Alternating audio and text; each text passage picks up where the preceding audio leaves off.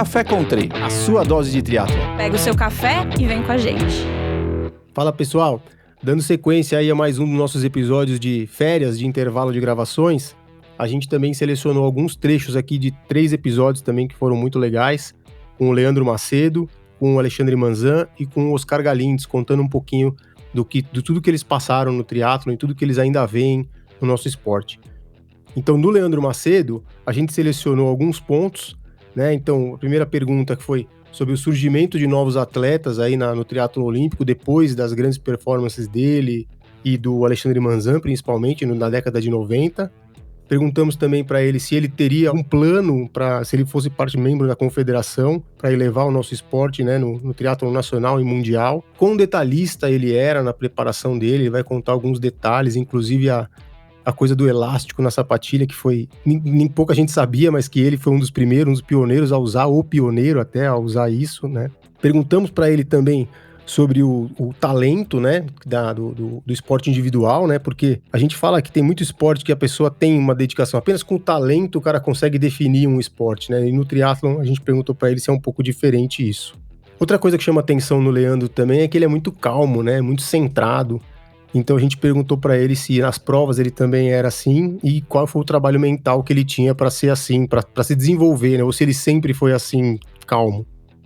Então a gente realmente teve um gap, né? Acho que depois das Olimpíadas, depois de 2000, né? Onde eu já não estava mais no meu auge, né? Em 2000, mas 2004 a coisa foi assim, todos os países foram evoluindo, foram fazendo um trabalho de base, foram tendo renovação e o Brasil meio que parou.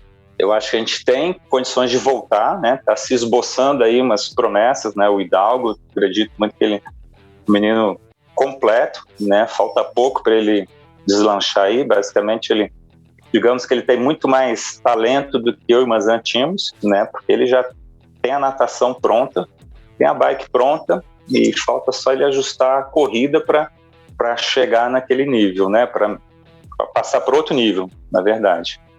Não, mas é fácil. A gente não precisa inventar nada, assim, a minha opinião não é a minha opinião, você viaja pelo mundo aí, você vê o que os outros países fazem, a gente não tem que fazer nada diferente, né? Então não tem que inventar, lógico, tem que adequar para a cultura brasileira, né?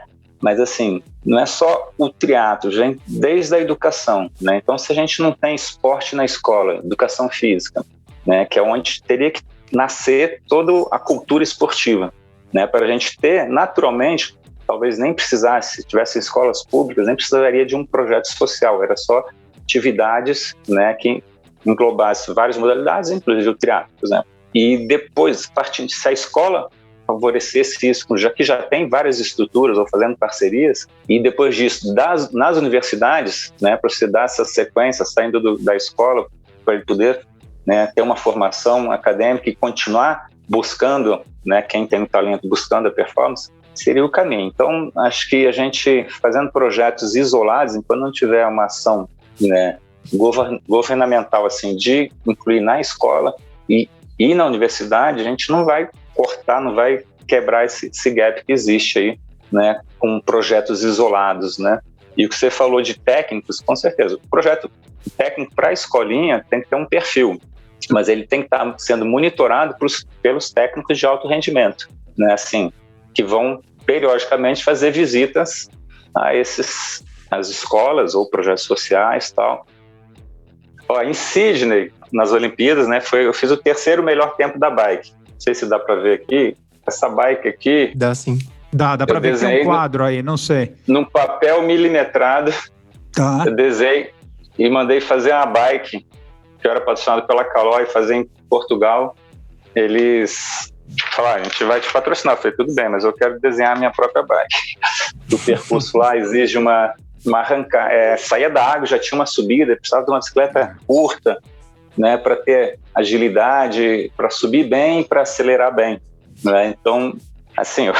Foi uma bike própria para Sydney, então, essa aí? Própria para Sydney. Eu desenhei assim, o material foi... Ainda não tinha bicicleta de carbono, né? Só garfo de carbono, dianteiro, já vi o traseiro, mas essa foi desenhada no alumínio mesmo, foi feita no alumínio só com garfo dianteiro.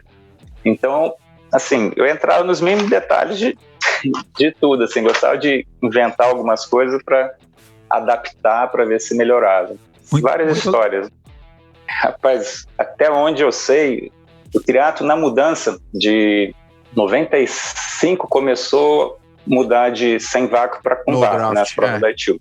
Isso. Aí, assim, a T1 para mim, cara, se tornou mais importante do que antes, né? Porque eu saí atrás e tinha que, né, trocar rápido, não podia perder mais tempo. Você pode ver minhas provas na ITU, a T1 é sempre uma das primeiras ali, né? 16 segundos, 17, tá sempre, não perdia. Se eu perdesse, era 1 segundo da melhor transição, né? Então tava eu lá em Boulder, né, preparando para o Campeonato Mundial de Cleveland, em 96, né?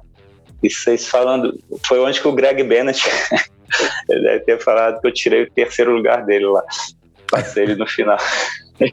Ele é puto comigo. E aí, vou te contar essa história, a gente estava lá preparando, e eu, nessa época, assim, pensa em uma das maiores pressões que eu sofri, né, de prova, e que lidei super bem com isso, foi o Campeonato Mundial. Algum brasileiro já entrou aqui para disputar um Campeonato Mundial, sendo o primeiro do ranking do circuito, e a gente tinha o Marcos Ornelas, estava lá na Europa, né, depois que eu e o Mazan fizemos aquelas provas no Japão, eu fiz em Paris e tal, ele contou pra gente antes da prova, ó, tô treinando aqui na Europa, os caras estão falando o seguinte, ó, qualquer um pode ganhar esse campeonato mundial, menos um daqueles 2 brasileiros lá, né, que eles estavam tão indignados com a gente. Aí eu tava lá em Boulder, aí fala, cara, eu tenho que acelerar essa minha transição, não tem como, eu tenho que subir na bike e tal. Aí tava numa das subidas lá, eu parei com quem tava comigo, era o Cláudio Battaglini lá, aí comecei a tentar pensar, peguei um graveto, falei, cara, vou botar o graveto aqui, treinando transição, né, para segurar a sapatilha. Aí o graveto caía e tal, aí peguei uma graminha, puxei a graminha, amarrei e treinando e tal, aí arrebentava. Aí depois falei, cara, mas vou botar um elástico. Aí botei. Na transição 96 até então, você não via ninguém fazendo isso, colocando elástico. Então foi 96 no Campeonato Mundial, você tenta ver lá se você enxerga alguém usando isso anteriormente, porque não tinha essa necessidade antes, né? Então foi uma demanda que aconteceu por causa do vácuo. Assim, se tornou importante, a natação mudou muito, né? E para mim, o vácuo melhorou para você de certa forma, porque a natação não era tão importante como se tornou depois que o pessoal percebeu que a gente tem que nadar mais forte para se livrar daqueles brasileiros. Eu tive que treinar mais, né? Porque eles formavam o pelotão na frente e a gente não conseguia mais pegar. E eu tive que treinar a transição de sair da água para a corrida, treinar, né, e sair forte na bike, né? E apurar tudo isso, né? Apurar. Antes que eles se organizassem lá na frente. Assim, eu acho que o cara tem que ter talento, sim, mas ele tem que pagar para desenvolver esse talento. No triatlo não tem zebra, cara. Não é que nem no futebol. Não, o cara tá preparado, né? Eu digo que não tem zebra, assim. Por exemplo, o pessoal fica falando nas Olimpíadas e acreditando em medalha e vou lá buscar. Isso aconteceu muito no passado, né? A mídia tinha pouco conhecimento, né? Se falando de triatlo, né? Até hoje tem melhorado bastante, mas se a pessoa falar que ia conseguir uma medalha, a pessoa acreditava sem ver o histórico dele no circuito mundial. Acho que não teve um atleta que foi medalhista que não teve num WTS entre os 10, pelo menos. Então, assim, não tem zebra, não tem. Pode ser que na pandemia, assim, muita gente sem competir, pode ser que alguém tenha dado um salto, né? E a gente não foi visível ao longo desses últimos anos, esses últimos meses, de acompanhar isso aí. Mas no triatlo não tem zebra. O talento pro endurance, pro aeróbico, tem que existir, mas a pessoa tem que querer desenvolver. Tem gente que tem muito talento, muita facilidade com as 3 modalidades, né, e às vezes não tem a perseverança, a persistência, né, para desenvolver isso. Então, assim, não basta o talento, mas o talento contribui muito para ele atingir o nível mais alto. Isso a nível profissional, né, porque a princípio todos que estão lá têm talento. Já no amador, tudo bem, pode ter essa diferença. O cara com um pouquinho de talento e não tão dedicado vai ganhar. Ou vai perder porque tem menos talento e é dedicado e assíduo e treina, né, descansa, faz tudo certinho. talento aí não vai vingar também. No futebol já vinga, né? Só o talento, pelo menos, vingava, né? Hoje em dia já tem muita preparação. Então, eu comecei assim, eu tinha essa característica, né? Mas eu percebi assim que em provas e tal, eu precisava trabalhar de alguma forma para conseguir entrar na prova do jeito que eu entrava no treino. Então, eu sempre gostei muito da cultura oriental, né, da filosofia oriental, né, sempre li alguns livros que hoje estão voltando à moda, que antes era autoajuda e hoje é coaching, né, ou se englobou na psicologia positiva. E em 91 eu realizei uma vontade que eu tinha de aprender a meditar. E eu fiz o 1º de janeiro de 1991, estava eu lá às 6 da manhã, né, não curti o Réveillon, dormi cedo e fui fazer o meu curso de meditação, 4 dias e tal. Aí a partir daí eu comecei a buscar desenvolver isso. A meditação, né? Aquela contemplativa que você fez? É aquela que você... Não. A minha é a raiz. A meditação não usa aplicativo, não é conduzida, isso aí não consigo, não. Você com você mesmo, é a meditação transcendental, né? Existem vários. Eu já fiz MT transcendental. Você consegue fazer sentado, né? Em qualquer lugar. Eu já fiz qualquer bastante lugar, tempo. Faço no ônibus, em mob baderna, tudo. Então isso foi me dando um foco que talvez eu já tivesse o perfil, mas eu consegui até praticando meditação isso em qualquer lugar, né? Você vai conseguindo prestar atenção naquilo que você está focando mesmo e abstrair o que está na parte externa, né? Então, assim que eu consegui entrar nas competições, né? Consegui abstrair torcida, julgamentos, né? Expectativas e estar atento ali no presente, na respiração, a reagir de forma, né? Então, mas é um processo e é um treinamento, né? Não tem como, assim. No episódio do Alexandre Manzan, a gente fez uma pergunta para ele sobre como ele e o Leandro, principalmente, eram vistos pelos atletas dos outros países, né? Porque quando a gente conversou até com o Greg Bennett, ele mencionou os dois como game changers, né? Caras que trouxeram a corrida muito forte e, inclusive, que colocou ele e o Chris McCormick até na época para rever a estratégia de prova. Então, a gente fez essa pergunta para ele. Perguntamos também sobre a dificuldade em desenvolver novos atletas no Brasil, né? O que é a mesma coisa que a gente perguntou pro Leandro, até para ele também dar uma opinião dele. Falamos um pouquinho sobre patrocinadores na época, como que eles conseguiam ter patrocinadores, qual era o trabalho que eles desenvolviam para ter isso, porque a visibilidade era menor, né, do que hoje. O triatlon ainda é pequeno, mas era muito menor naquela época, então ele pôde falar um pouquinho sobre isso também. Aí uma coisa que o Manzan gosta muito de falar também é sobre as origens, né, se a vibe de hoje é muito parecida com a que era antes, se a gente consegue resgatar isso, né, se a gente vai ter isso de novo, né. Aí falamos também um pouquinho sobre a presença de profissionais nas provas, né, hoje a gente tem provas com muito poucos profissionais e até provas sem nenhum profissional, então a gente perguntou isso para ele também. E aí falamos também sobre treinamentos, como eram os treinamentos dele e como que ele conciliava o treinamento com a vida social, já que o Manzan sempre foi um cara conhecido por curtir a vida social também de forma até um pouco intensa, né. Então, cara, o Greg Bennett é um cara muito legal, assim, eu convivi, eu tenho uma foto, muito, né? Eu resgatei uma foto aqui da etapa de Ishigaki, de 96, foi exatamente a prova em que a gente estourou no circuito. Eu e o Leandro, o Leandro já tinha sido campeão mundial em 91, mas ele não tinha tido resultados tão expressivos em etapas do circuito, né? Ele fez pontos acumulando de uma maneira muito bacana, e aí em 96 foi quando a gente explodiu no circuito. Como é que aconteceu? Né? Exatamente nessa prova, foi a primeira prova da temporada em Ishigaki. Uma semana depois houve aquela fatídica prova em que eu sprintei com ele na chegada e ganhei Gamagori. E o Greg Bennett e o Chris McCormick, eu tenho uma história muito engraçada com eles, na verdade, principalmente com o Chris McCormick, porque antes de estourar no circuito mundial, né, profissional, no caso, eu tirei o Chris McCormick do pódio no Campeonato Mundial Júnior, que eu ganhei a minha primeira medalha oficial, né? Foi a primeira medalha do Brasil em eventos oficiais. Que alegria, meu Deus, saber isso. Que alegria, que satisfação, olha, meu Deus. Coisa incrível. Né? Isso foi em 93, você vê, eu comecei em 90, em 93 eu ganhei minha primeira medalha em Campeonato Mundial. Eu fui 3º lugar no Júnior, no Campeonato Mundial de Manchester.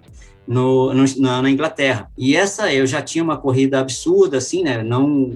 Já vinha melhorando meus tempos, e a minha prova sempre foi Pac-Man, né? Eu ia recuperando, não tinha vácuo ainda. E aí, cara, o Chris McCormick estava em 3º lugar, faltavam, 200 metros para a chegada, a última curva, e eu vinha comendo todo mundo, e ele foi o último. Cara, esse cara, ele olhava para mim, querendo me cuspir fogo, assim, porque eu tinha tirado ele do pote. E muito tempo depois ele, né, a gente se encontrou no circuito de novo, aí eu e o Leandro já estávamos bem colocados no circuito mundial, ele veio crescendo e veio virando esse fenômeno que ele virou. E ele comentava, volta e meia ele lembrava, cara, você lembra daquela prova? Eu nunca vou me esquecer daqui. É bom saber, porque quando eu encontrar com ele eu vou falar assim, ó, mandaram um abraço.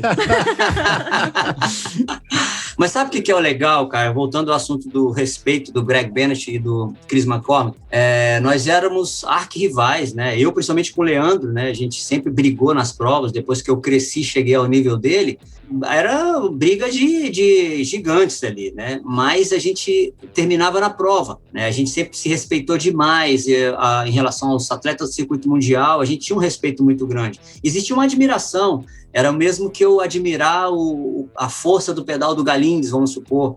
As pessoas me admiravam pela corrida, né? Do Leandro também, e assim ficou no circuito. Então, eu acho que uma coisa que falta hoje, apesar de eu não estar acompanhando muito assim nos últimos anos, falta um pouco mais de respeito entre os atletas, entendeu? Você saber que, por exemplo, ninguém sabe, poucas pessoas sabem no triatlo a história que eu e o Leandro traçamos aí no circuito mundial. E isso, assim, eu acho uma lástima, porque podia colher muitas coisas, muitas dicas, histórias. O caminho foi traçado já, né? A gente abriu essa estrada. E assim, a molecada simplesmente talvez não tenha conhecimento, não seja divulgado ou não tenha interesse, não sei. Bem, a gente tinha até comentado isso antes ontem, né? Eu passei uma mensagem para alguns, dizendo que não seria muito correto da minha parte falar muito profundamente do que acontece no triatlon hoje, porque eu realmente não participo de perto, né? Eu não sou hipócrita de tentar falar da opinião sobre o que eu não entendo. Mas eu sei exatamente o que acontecia na minha época, né? E eu posso dizer que, assim, o que eu sinto de início, assim, a nossa vontade de ganhar era grande, entendeu? A gente ia para o tudo ou nada, né? Com respeito. Aí eu acho que existe uma linha tênue aí onde dividiu muitas coisas. Hoje o cara, assim, voltando a dizer, eu estou muito por fora do que acontece hoje, nos últimos anos, mas até onde eu participei começou a ter um movimento um pouco desonesto de aquela ganância irrestrita, né? Vamos ser bem claros, o doping e outros recursos que a gente, na nossa época, não passava nem pela cabeça, era sangue e suor na madrugada, entendeu? Treino e tal, era isso que a gente fazia. A gente sabia que o único caminho para ser um campeão de verdade era fazer o máximo que você pudesse com o mínimo, e era isso que dava certo, entendeu? E deu, né?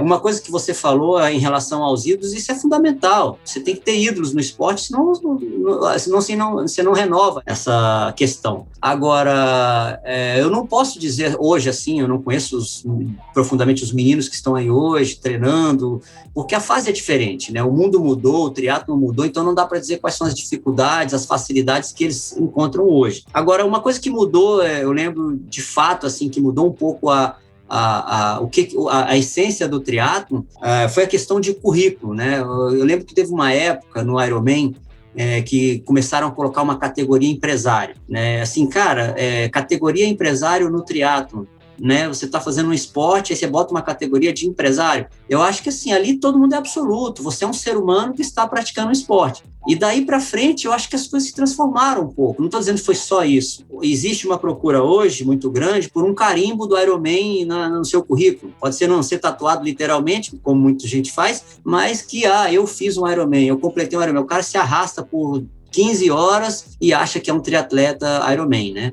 Eu acho isso, pelo que na minha história de triatleta, eu acho que isso não é triatlo, né? É um outro modelo de esporte, é um sacrifício, é uma penitência que você paga para fazer parte de um grupo, né?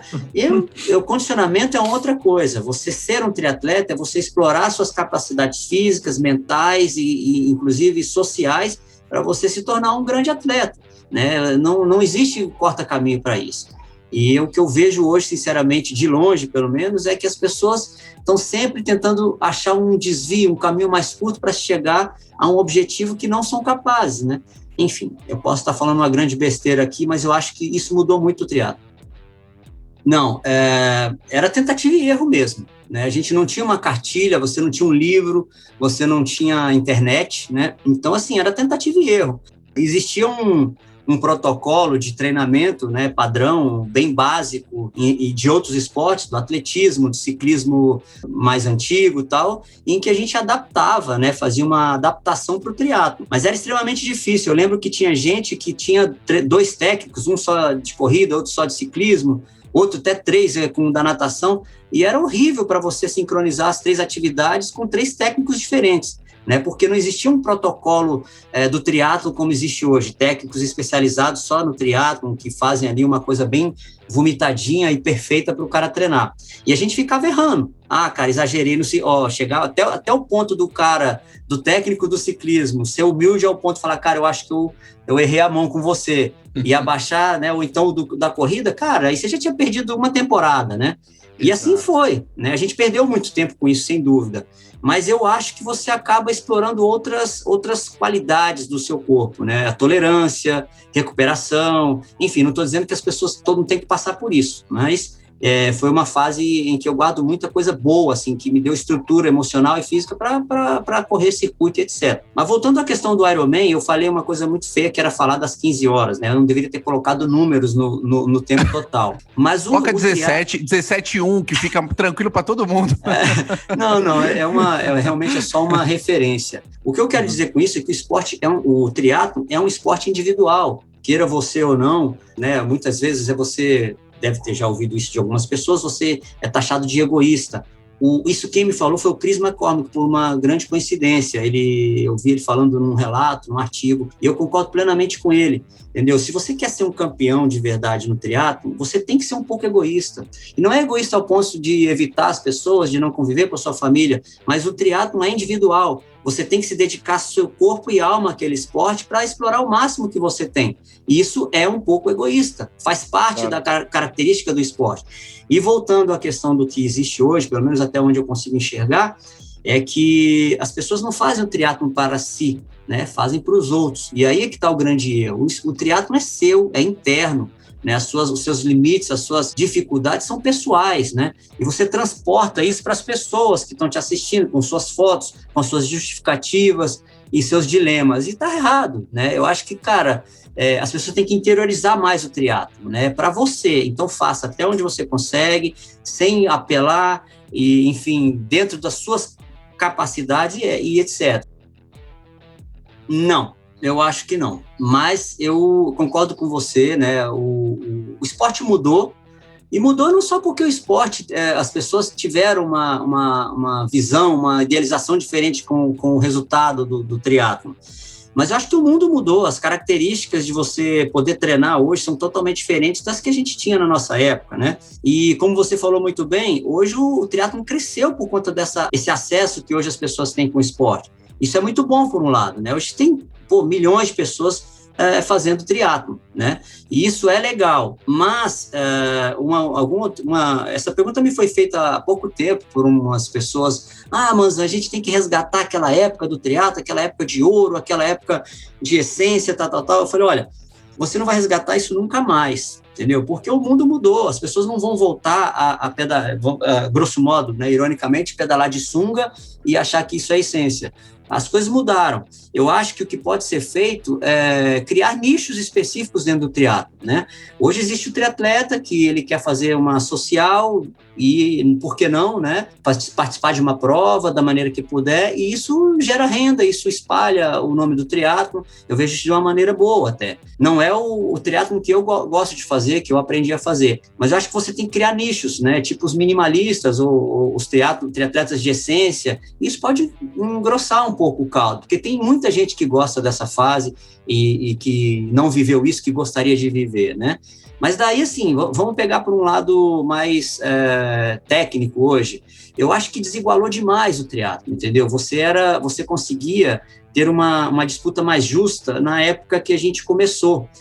Coincidentemente ou não, né, na época que a gente começou, não tinha equipamento como tem hoje, né? Hoje você pega uma bike, a bike, cara, sei lá, 30% da média que você faz é a bike que te entregou. Né? Na minha época, não, cara. A bicicleta de ciclismo, a bicicleta que a gente pedalava era uma bicicleta de ciclismo, praticamente com clipe, que muitas vezes a gente até adaptava um clipe ali, amarrava um negócio no guidão e ia embora.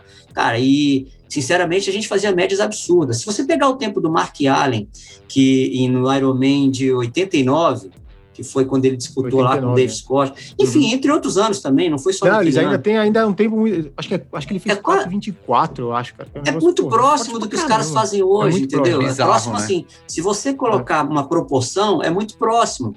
Então, o equipamento melhorou e tal, mas, cara, é possível você fazer. Só que onde eu quero chegar é que o custo de um cara entrar no triatlo naquela época era muito mais baixo, entendeu? Ele, com qualquer equipamento, entre aspas, né, ele conseguia participar praticamente de igual para igual, né? Hoje não, hoje acabou. Eu comprei minha primeira bicicleta com uma bolsa de iniciação científica na faculdade, olha que beleza. Hoje o cara... Eu espero que a FAPESP não esteja escutando isso e peça todo o dinheiro de volta agora, porque... Pô, tudo de volta, deve ter dado uns R$1.500, tudo. Na verdade, as provas antigamente eram um grande churrascão de brothers, né, sem a carne, porque você praticava ali o esporte que você mais gostava, dava o sangue ali e depois você ia curtir, cara, dava um monte de risada e falava, não tinha segredo, você contava os seus treinos mesmo. E assim, era um barato, cara, era um barato. A gente ficava louco para descer, né, para São Paulo, para fazer as provas, porque você sabe que ia ser divertido pra caramba, né? Agora, em relação a você falou dos ídolos e etc., eu tenho uma colocação, eu acho, né, uma opinião isso.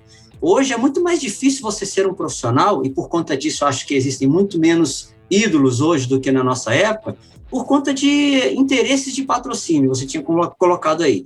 Vamos tomar da seguinte maneira, né?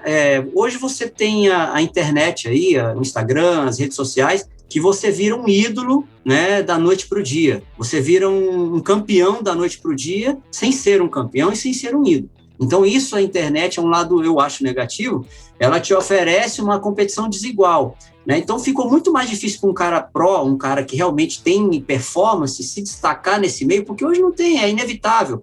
É rede social, é aparecer em fotos ali, seguidores, etc. E ficou mais difícil para um cara bom ter essa disputa mais honesta, entendeu? Chega um cara lá, eu já vi isso até meus últimos anos de patrocínio ali, até depois, mesmo amadoramente, tentando fazer uma permuta com uma bike para fazer algumas provas e tal, eu ouvi isso, né, da história que eu tive, da história da minha época, assim, ver Leandro, Armando, outras pessoas, Marquinhos, Fernanda, e, cara, eu não sei se eles passam por isso, mas, cara, o que eu fiz pelo triatlon, e chegar o cara e falar, não, mas olha só, o fulaninho ali, ele aparece na televisão, ele tem tantos mil seguidores, então não posso negociar isso com você, eu te faço preço de custo e para ele eu vou dar uma bike mais não sei quantos mil reais. Cara, é decepcionante, entendeu?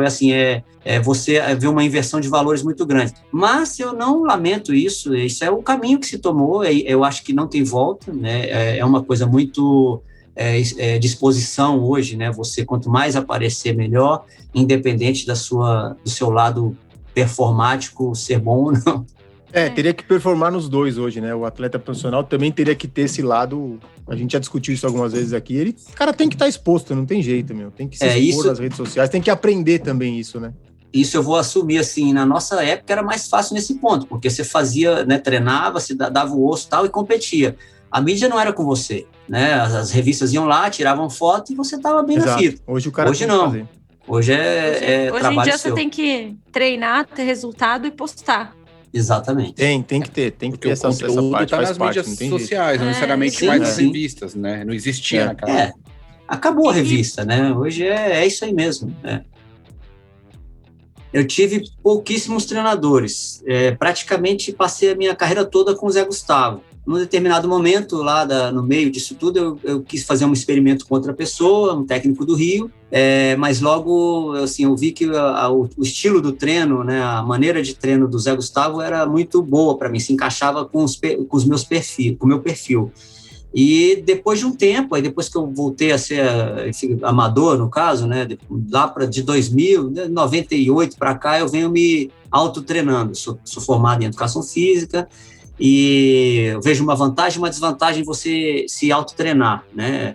A vantagem é que você sabe exatamente o que o seu corpo é capaz de fazer, o que ele assimila melhor. Eu sei os melhores treinos para mim, isso é bem dinâmico, é fácil. Mas o lado ruim é que você não tem alguma pessoa para te dar uma dura, né? Você não tem compromisso com outra pessoa, né? Pra torcer a rosca. Vou te apresentar um cara aí no final do programa, vou te passar o contato dele. Boa.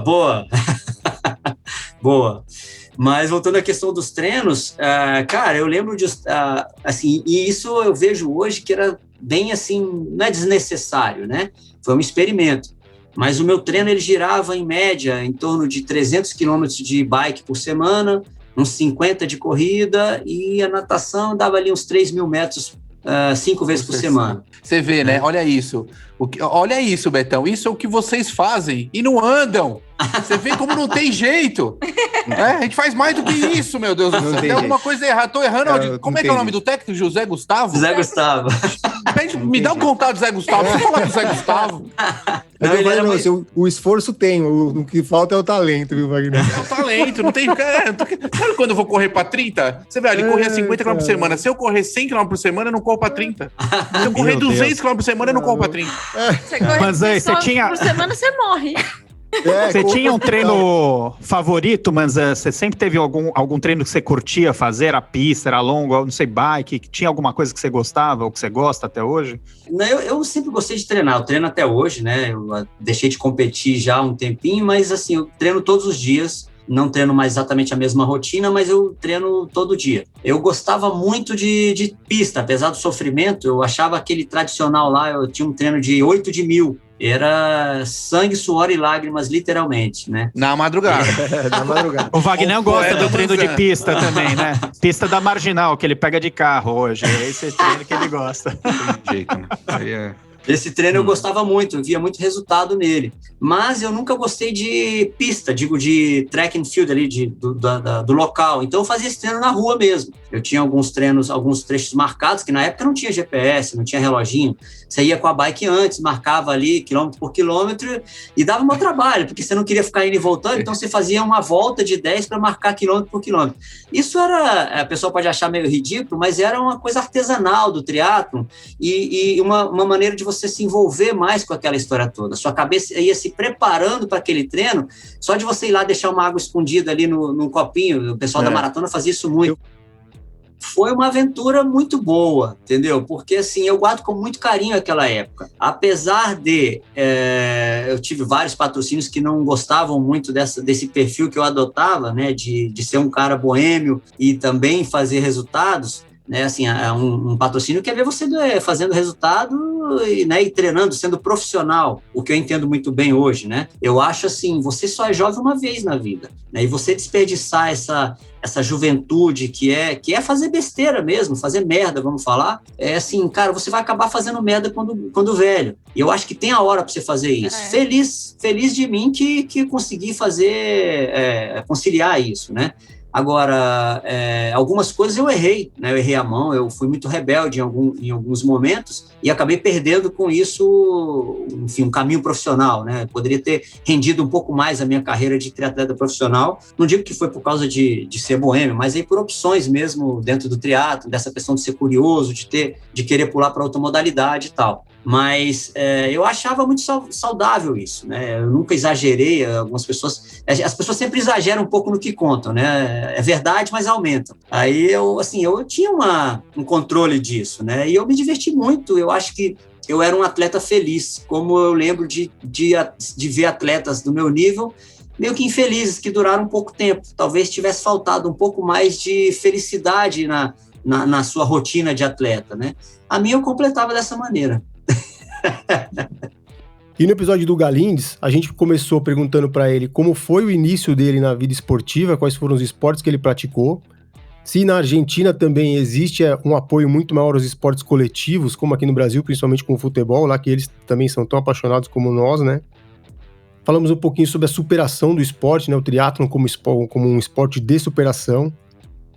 Como que ele conseguiu ter um ciclismo tão forte, quais foram as ferramentas que ele usou e quais dicas que ele poderia dar, né, para os atletas atuais. Falamos também um pouquinho sobre capacidade de superação em provas, que o Oscar sempre foi um cara que, não vou dizer que nadava mal, mas nadava não tão bem quanto os oponentes, e ele tinha que buscar os caras e abrir ainda, né, muitas vezes ele tinha que buscar, abrir para depois se garantir na corrida, como ele contou aí no episódio que ele falou com o Manzan e com o Macedo principalmente.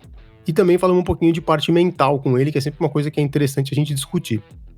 O que eu dominava muito bem era a capacidade de sofrimento, né? Assim, eu sempre... Porque na bike não é igual que a corrida, né? São poucos que levam o corpo no limite, né? Inclusive o esforço, a sensação de esforço é menor que na corrida, né? Então eu conseguia ir além daquele limite, né? Mas eu ia sofrendo, só que aguentando o sofrimento, né? E sempre gostei de pedalar, mas eu não venho do ciclismo. Eu ganhei uma magrela, como toda criança, quando era criança, né, moleque, eu ia para a escola com ela, voltava, ia para o clube com ela, a fazer atletismo. Aí depois eu ia, quando fui 12 anos, comecei com 8 a fazer atletismo. Aí tudo era na mesma região, então na mesma área, a escola, a pista de atletismo e o clube, né, que acabei fazendo basquete, era no mesmo lugar. Então as distâncias sempre eram as mesmas. Eu voltava para casa, voltava ali para fazer atletismo ou depois fazer basquete. E na parte que seria o ensino médio, que chama da escola secundária, eu ia de manhã e à tarde. Era 2 períodos da escola. Então eu ia de manhã de bike, voltava para casa, né, saía meio-dia entrava às 7h45, saía meio-dia e 15. Aí voltava 2h10 para a escola, todos os dias assim, durante 6 anos, entendeu? Por isso que naquela época, aquele sextou, para mim, valia muito, porque era bem puxado. E os últimos 2 anos de escola, aí comecei a fazer o atletismo, o triatlo, né? Uhum. E com 16 anos, aí a minha primeira prova de triatlo foi perto lá da minha cidade que eu nasci, foi perto. E foi um amigo da escola que trouxe um recorte de jornal. Por incrível que pareça, naquela época teve aquela, vamos dizer, aquela etapa que assim se falava muito naquele esporte novo que estava chegando, que era o triatlo, e tinha um interesse grande, né, em fazer. Logicamente que era outra época, não tinha internet, Oscar, não tinha todas essas coisas. Sim. Qual foi a prova que eu já vi você falar que foi uma prova que você viu na televisão, né, no Ironman do Havaí? Qual foi a prova? Você lembra o ano que foi essa prova? O Ironman foi o Ironman do Havaí, né, que eu vi na televisão. Era um programa que chama El Deporte y el Hombre, o esporte e o homem, né, que era um cara que eu encontrei com ele, né, há um tempo atrás, e falei: você foi o responsável, né, pelo meu sofrimento, né, porque o cara é um visionário, assim, até hoje aparece, é um cara famoso de televisão, até hoje aparece aí na televisão e tal, e ele fazia programas assim de coisas radicais. Ele chegou a passar também a Race Across America.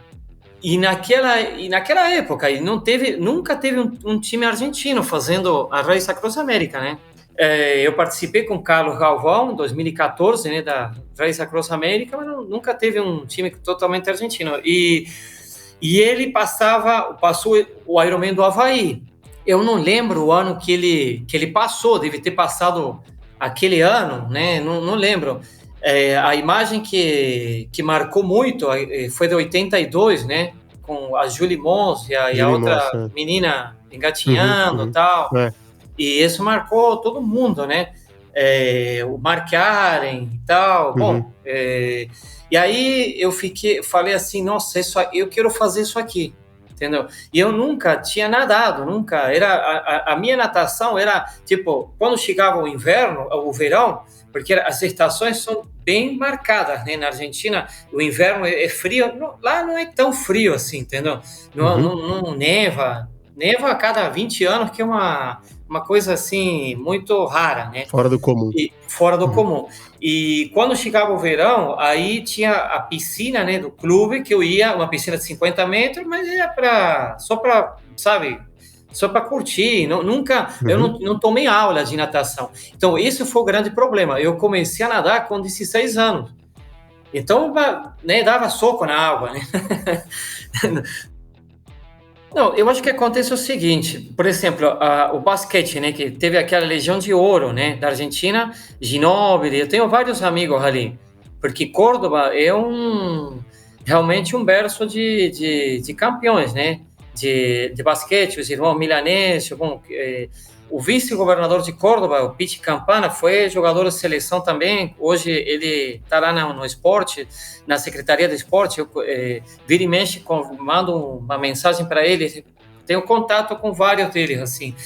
Então, mas você vê que agora mudou, né? Não dá uma continuidade como a NBA, por exemplo. Eles ganharam dos jogadores da NBA, mas não foi aquele grupo, né, de jogadores, né? E não deu continuidade. Eu acho que é cultural, aí sim entra o problema do país, apoio, os clubes estão quebrados, é uma série de coisas, né? Então, esses jogadores, todos, eles formam parte de equipes de estrangeiras, entendeu? É isso que acontece. Esses jogadores de vôlei eu não acompanho muito, que se deram bem agora nas Olimpíadas da Argentina, mas eu não sei quantos deles participam em clubes da Argentina ou clubes fora, né, da Argentina. Então, com as equipes, os esportes grupais na Argentina, acontece isso, entendeu? São caras que estão fora da Argentina.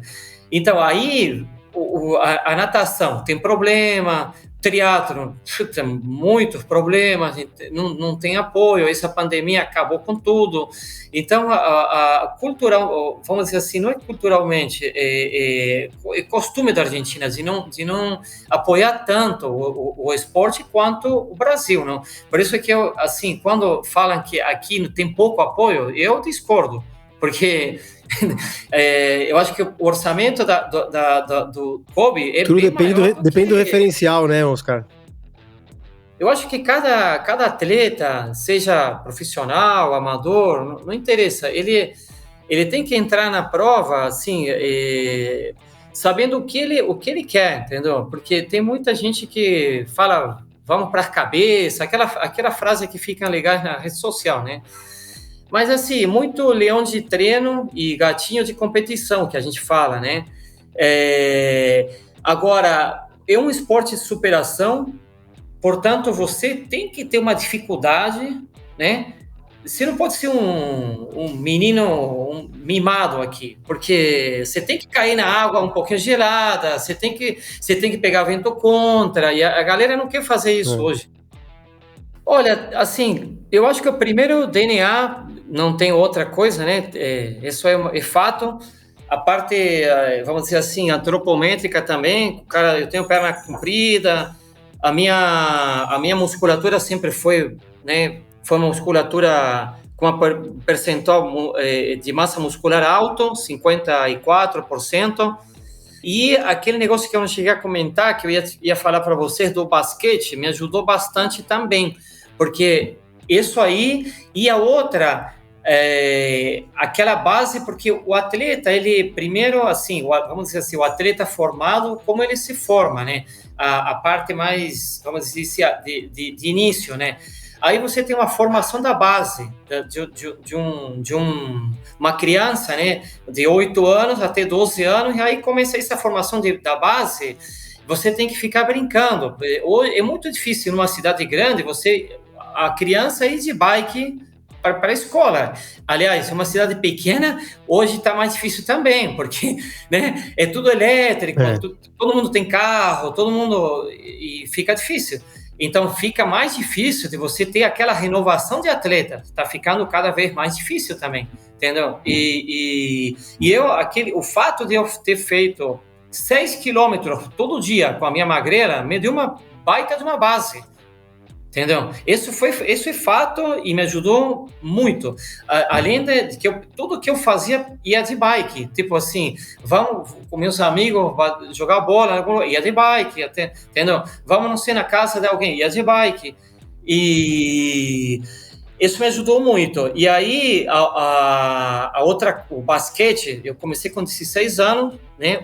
O basquete, eu sempre tive muita força muscular. Já comecei a fazer musculação logo quando comecei com o atletismo, eu já fazia uma outra coisa de musculação.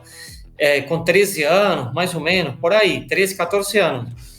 E a saltabilidade que me deu, a potência muscular que me deu o basquete, entendeu? Foi sumamente importante para utilizar essa potência. Eu saltava e passava tudo isso aqui do aro, né? O aro estava aqui.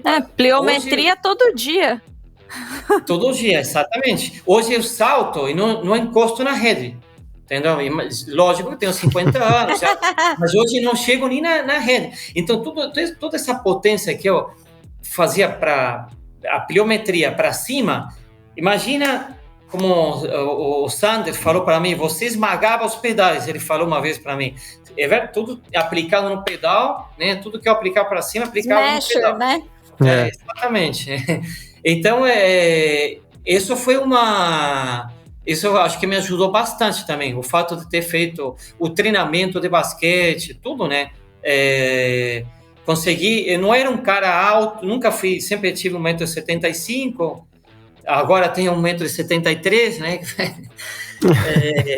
Mas 1,75 m foi a minha altura, então não ajudava muito pro basquete, né? Mas eu fui um cara muito ágil, muito explosivo, de muita explosão. E acho que consegui direcionar vamos dizer, essa força para o ciclismo, né? Que eu também corria bem, mas era na base da força, mais do que técnica. Olha, acho que em todas as épocas do triatlo teve aqueles atletas imbatíveis, né? Ninguém imbatível até que, claro, né, que ganha dele, né? Simon Lessing, lembra do Simon Lessing? O cara, a prova que ele entrava, ele ganhava, né? Esse era imbatível mesmo, né? Já o Chris McCormack era um cara muito raçudo, era um cara... Ele teimoso, sabe? O cara que... Imagina, o amador, ele tem que aprender em que situação de um atleta profissional. Eu participei do Ironman do Havaí 5 ou 6 vezes, né? E naquelas que o Chris McCormack, ele andou e quebrou, tinha amador que falava, ganhei do Chris McCormack. Não é possível, cara. Como assim ganhou? Ganhou você, ganhou várias mulheres de categoria. O cara andou, quebrou, entendeu? O que eles têm que aprender é a perseverança do cara. Você entendeu? Ele não importava, ele andava, completava, até que ganhou. Até que ganhou o Ironman do Havaí. Aquilo fazia parte do planejamento a longo prazo, aquele objetivo que era ganhar, conquistar o Ironman do Havaí, entendeu? Então ele chegou no fundo do poço, realmente. Aí não tem como se afundar mais. Então tem que começar a sair para cima, entendeu? Então, assim, ele é um cara que realmente é de tirar o chapéu, né? E tem aqueles Brownlee da vida... Mas você vê que todo cara imbatível não acaba imaculado, né? Ele acaba sempre mostrando uma fase, um lado fraco, vamos dizer assim. O Javier Non já você vê que ele, né? Muita pressão, acho que a vida é meia curta, né? De velocidade, assim, pura, né? Sim. Então aí ele tenta outra coisa. Entendeu? Eu não sei qual que era o resto não sei se respondia ou não. Não, era isso mesmo, isso mesmo. A ideia era essa. A pergunta era essa mesmo, se dava para adaptar. Bom, a minha melhor parte, assim, vamos dizer assim, foi uma das melhores, né? A mais forte foi a parte mental, né? Porque eu não... Era um atleta que tinha que correr atrás do preju, né? Porque eu não sempre saía atrás da água. Não era, hoje fui mal na água, hoje fui nadei mal. Não. Eu não era um bom nadador. Já era um dado, né? Inclusive já cheguei a sair na frente ou empatado com caras bons nadadores e eu não consegui finalizar bem. Então eu falei, então tem que continuar saindo atrás da água. Aquilo é uma marca registrada para mim. Então aí eu fui criando uma marca muito grande de raça, garra, tudo, né? Eu sabia, eu não tinha opção, né? Não tinha escolha. Tinha que fazer força e tentar chegar na frente. Aí ganhar é o que eu falei. Às vezes dava, às vezes não dava, entendeu? Mas assim, eu fui criando uma marca de esforço na bike, né? Porque era ali, eu jogava todas as cartas que eu tinha, minhas melhores cartas na bike, sem saber o que podia acontecer na corrida.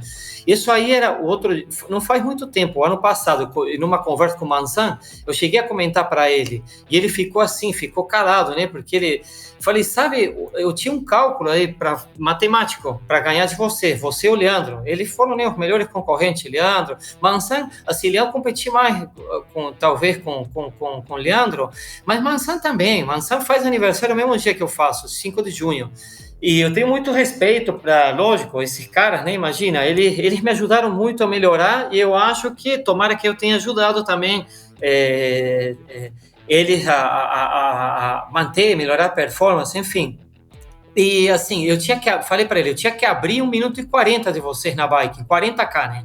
Tinha que alcançar e abrir mais 1 minuto e 40. Aí eu corria tranquilo, não era que, sabe, não era que eu não podia vacilar, mas assim, era uma corrida forçada para mim, mas eu sabia que ia ficar difícil para vocês me pegarem. Entendeu? Um dia bom para mim era quase impossível, mas era dificílimo também abrir 1 minuto e 40.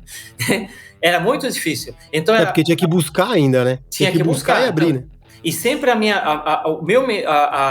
melhor defesa foi o meu melhor ataque, entendeu? Foi sempre assim. Então, eu sempre tinha que ficar atacando para alcançar, entendeu? Aí depois veio aquela época do vácuo, mas eu consegui algumas provas assim, boas, né, com vácuo, e consegui ganhar, inclusive, provas com vácuo, né? Então, essa parte mental que você citou é extremamente importante, né? Porque hoje, inclusive, você pega treino, no Google, você consegue um treino. Bom, galera, esses são os momentos que a gente selecionou para vocês. Espero que todos tenham gostado e espero que todo mundo esteja aqui de novo ouvindo esses episódios pra gente curtir. Acho que tem bastante coisa ainda pra gente falar. Valeu, bom 2022 para todo mundo aí. Café Country, a sua dose de triatlon. Pega o seu café e vem com a gente.